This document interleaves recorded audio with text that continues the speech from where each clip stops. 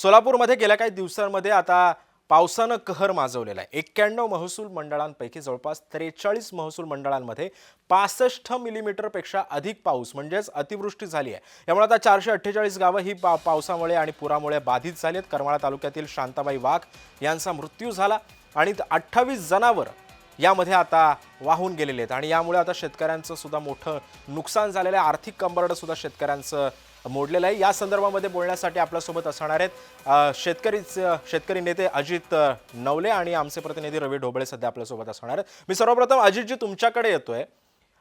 आता सोलापूर मधली जी परिस्थिती आपण पाहतोय याच्या आधी राज्यामध्ये अनेकदा पूर परिस्थिती निर्माण झाली। मराठवाड्यामध्ये सर्वाधिक पुरामुळे शेतकऱ्यांचं आर्थिक नुकसान सुद्धा झालं। नुकसान होतं, पंचनामे होत नाहीत, पंचनामेच होत नाहीत, त्यामुळे मदतीच्या अपेक्षेमध्ये शेतकरी तसाच राहतो। त्या शेतकऱ्याच्या नशिबात काहीच येत नाही ना, त्याच्या वाट्याला काय येतं। अजून सुद्धा जर बळीराजा जर जगू शकत नसेल आनंदामध्ये तर सर्वसामान्यांचं काय होणार असा प्रश्न निर्माण होतोय।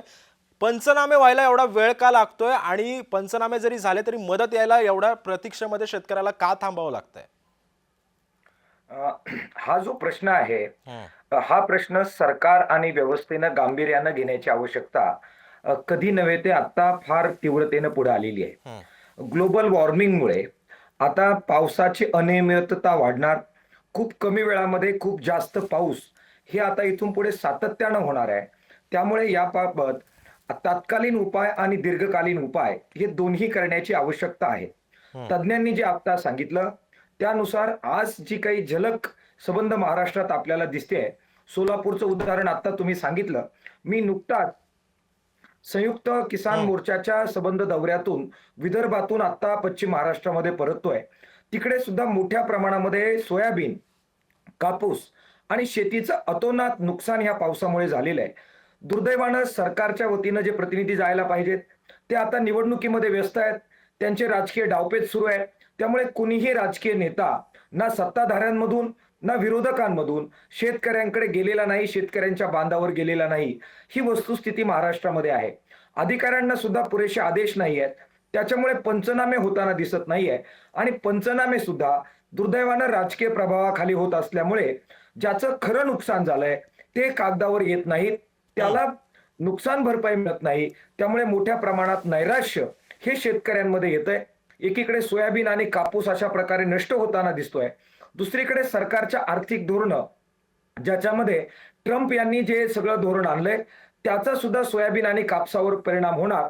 आणि मला आपल्या चॅनलच्या माध्यमातून दुर्दैवानं ही भीती व्यक्त करायची आहे की एकीकडे सरकारची ही धोरणं, दुसरीकडे पाऊस आणि ही अनियमितता, त्यामुळे शेतकऱ्यांच्या आत्महत्या येत्या काळात दुर्दैवानं महाराष्ट्रामध्ये मोठ्या प्रमाणामध्ये वाढतील अशी भीती याच्यातून निर्माण झालेली आहे। आपल्या माध्यमातून सरकारला मला आव्हान करायचंय की सरकारने हे गांभीर्यानं घ्यावं। निवडणुका येतील जातील, मात्र शेतकऱ्यांचे जीव एकदा गेले की ते परत येणार नाहीत।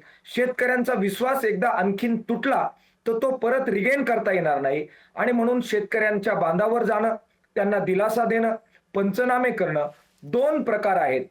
एक तर पीक विमा योजनेचे जे सगळे ट्रिगर काढून टाकले त्याच्यामुळे सुद्धा मोठं नुकसान होणार आहे, ते परत बहाल पण करणं अजित जी आणि आपण आता राष्ट्रीय म्हणताय की या सगळ्यामध्ये शेतकऱ्यांचं नुकसान होतंय, शेतकरी हवालदिल झालाय, कपाशीचं नुकसान होतंय, सोयाबीन पाण्यात आहे, मात्र अजून सुद्धा या सरकारला जाग येत नाहीये। कृषी मंत्री सुद्धा याच्यामध्ये तात्काळ दखल घेत नाहीयेत। नेमकं आता सरकारचे डोळे उघडणार तरी कधी आहेत नेमके याच्याबद्दल आता शेतकरी नेते म्हणून तुम्ही काही आवाज वगैरे उठवणार आहात की नाही? मी तेच आपल्याला सांगत होतो की विदर्भामध्ये एसकेएमचे सगळे राष्ट्रीय नेते आले, टीकेजी होते, डॉक्टर अशोक ढवळे होते, आम्ही सगळे होतो आणि आम्ही सगळ्या महाराष्ट्राच्या नेत्यांना बोलवलं। बच्चू कडू होते, रविकांत तुपकर होते, राजू शेट्टींबरोबर सुद्धा आम्ही संपर्कात आहोत आणि सगळ्या शेतकरी नेत्यांनी एकत्र येत सरकारकडे जाणं आणि सरकारला ह्या सगळ्या शेती प्रश्नांचं गांभीर्य सांगणं, या प्रकारच्या कृती आम्ही करतो आहोत।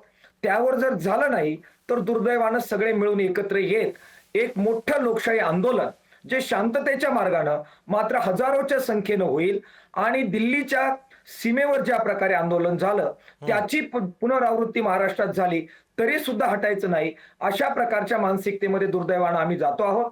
शेतकरी सुद्धा त्या पातळीवर जात आहे।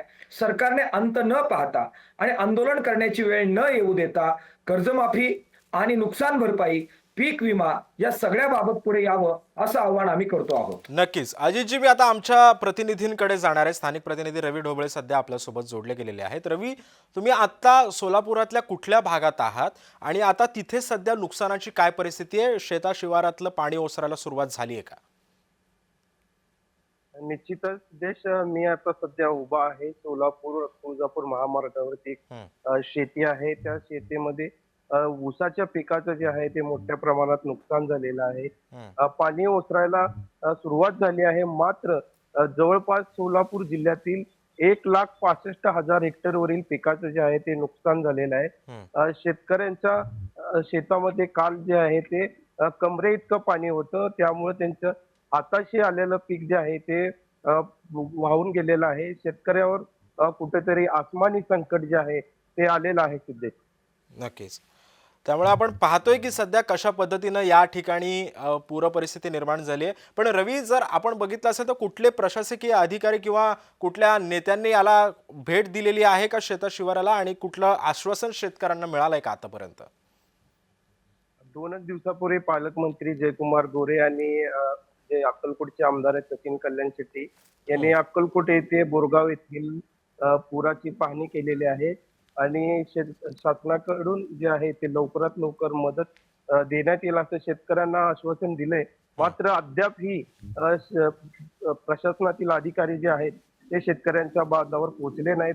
शेतकरी राजा जो आहे तो हवालदिल झालेला आहे. खरीपाचं पीक जे आहे अख्खं पाण्यामध्ये गेलेलं आहे, वाहून गेलेलं आहे. त्यामुळे जे आहे शेतकरी खूप संकटात असल्याचं चित्र आपल्याला पाहायला मिळतंय सिद्धेश. नक्कीच. त्यामुळे आता नक्कीच रवी, तुम्ही सुद्धा हे वार्तांकन करताना काळजी घ्या. आता या शेतकऱ्याच्या सध्या भविष्याला आता नेमकं काय सरकार आता मदत करतं हे सुद्धा पाहणं महत्त्वाचं ठरणार आहे. धन्यवाद रवी, तुम्ही दिलेल्या अधिक माहितीबद्दल.